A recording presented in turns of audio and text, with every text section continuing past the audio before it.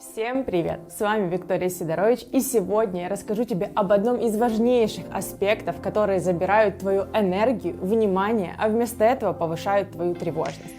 Я думаю, каждому из нас знакомо состояние, когда в голове проносятся мысли: «О боже мой, какой ужас! Я не знаю, за что хвататься, куча всего навалилась!» И вообще просто аврал в голове, и не только в голове. И вместо того, чтобы что-то предпринимать, разгребать эти завалы, мы можем тупить, нервничать и ничего не делать. Если тебе знакомо такое состояние, ставь лайк этому видео, подписывайся на канал и жми колокольчик, чтобы ничего не пропустить. А в этом видео я расскажу тебе, откуда берется это состояние, что с ним делать, и дам одно простейшее упражнение, которое поможет справиться и почувствовать легкость и прилив сил. Итак, когда у нас накапливается очень много нерешенных задач, дел, идей, наша операционная система в виде мозга начинает давать сбой.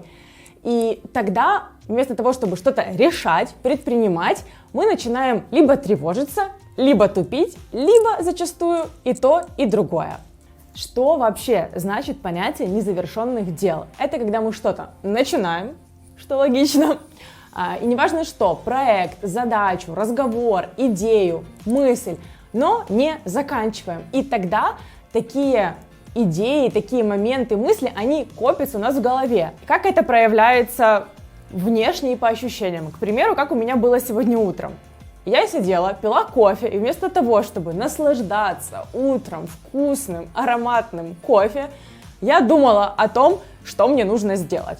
Что я не ответила тому-то на сообщение, мне нужно написать план, мне нужно сделать тренировку, мне нужно написать сценарий, ответить ассистенту и еще много-много-много всего. Таким образом, мне даже не хочется садиться и что-то делать, потому что я вообще не знаю, что мне с этим всем делать. Задач так много в голове мыслей, что просто хочется обнять котейку, лечь, спрятаться, и чтобы меня никто не трогал. Почему вообще так происходит?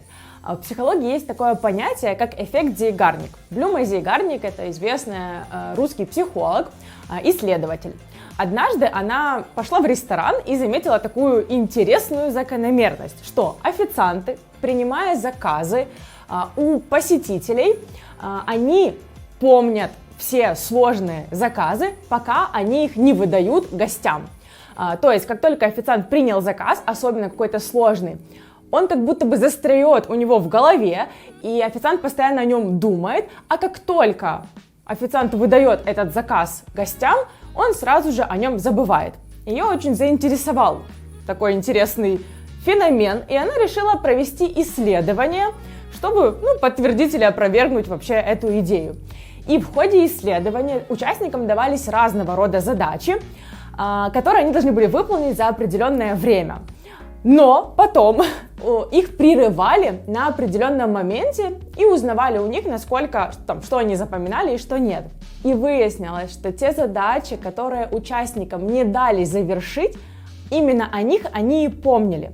Таким образом и появился этот эффект, который говорит нам о том, что все незаконченные дела, идеи и все, что я уже перечислила много раз, когда мы это не заканчиваем, оно застряет у нас в голове, и мы об этом думаем, на что мы тратим свою энергию, как если бы мы это делали.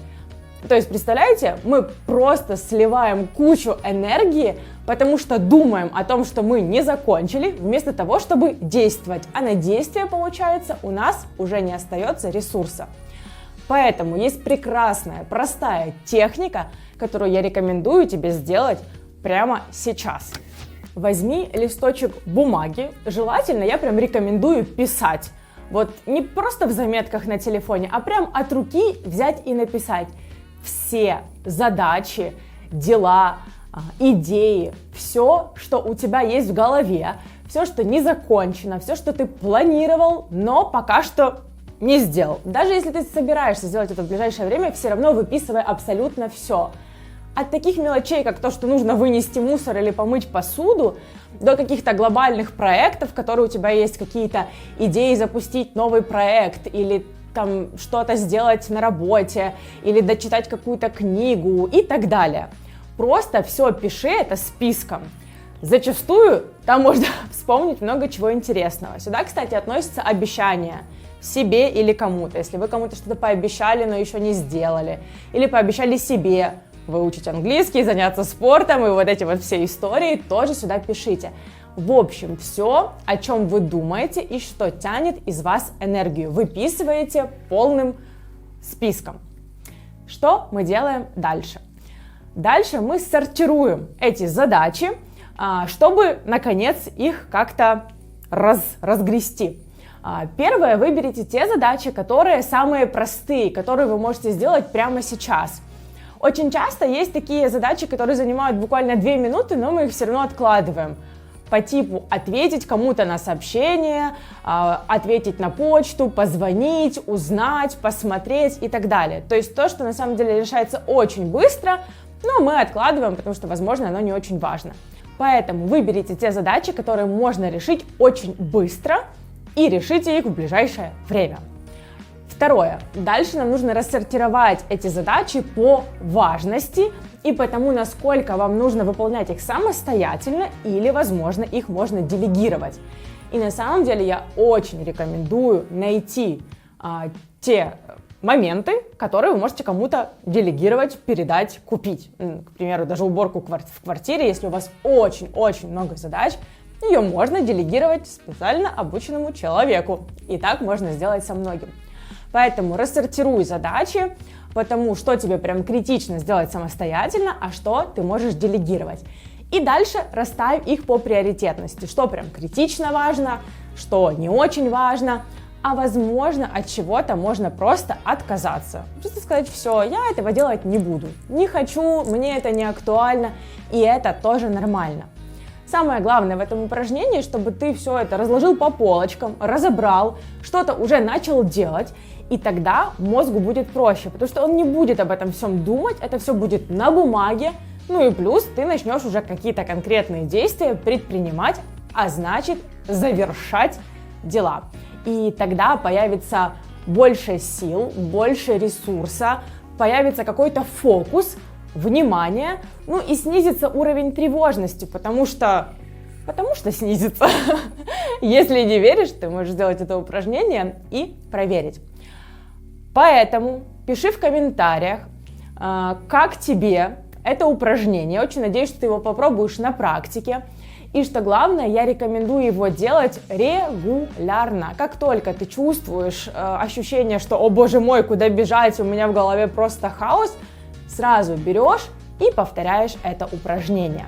Если видео тебе было полезным, ставь лайк, подписывайся на канал, если ты еще этого не сделал, жми колокольчик, чтобы не пропускать новые видео. Кстати, пиши еще в комментариях, на какие темы тебе было бы интересно смотреть ролики в теме психологии, мотивации, саморазвития, и я с радостью буду их делать. Колокольчик ты уже поставил, подписался. В общем, делай задания, пиши комментарии. С вами была Виктория Сидорович. До скорого!